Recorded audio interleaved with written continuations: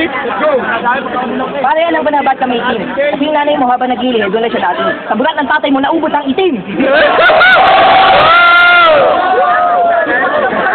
Nanay mo halimaw, tatay mo bakulaw. Pare, isa ka lang anak na sungaw. Ay pare, pakinggan natin. Ito pala si Imaw. Sabi mo, si Kato, si Aymang yan. Tingnan mo yung mukha mo parang inayawan ni Kalayam. Pati si Bero, ikaw yung tinanggihan. Dahil hinasama naman kasi yung makakita ng taong tatlo talampakan. Matatak kita kayo ng gasa. Pare, ito yung sura mo yan. Marami pong pambara. Alam mo, aminin mo na sa sobrang kalibugan mo, nagjajakol ka pag nanonood ka ng Dora.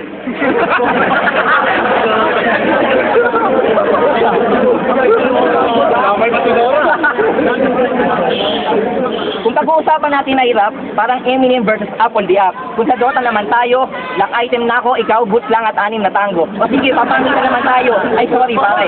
Una ang panahin.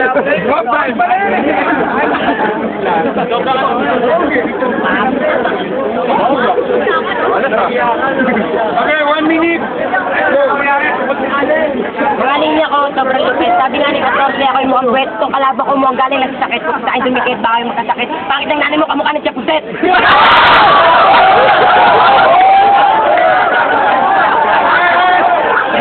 Aminin ko, itong kalabang ko, kamukha ng unggoy. Tignan mo mukha mo, ang tukin na unggoy. Lakas ng loob mo ako yung kamunin, hindi mo nakikita ito. Buntot pa lang ito, ito ang daga. Nasa ng daga? Pag-alagala, ayun daga. Ay, tagal mo na, wala.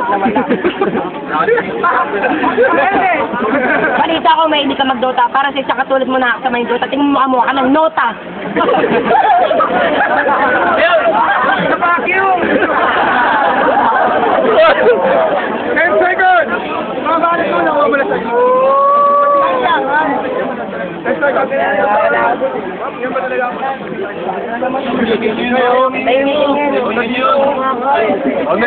bro. Last 10 seconds, go!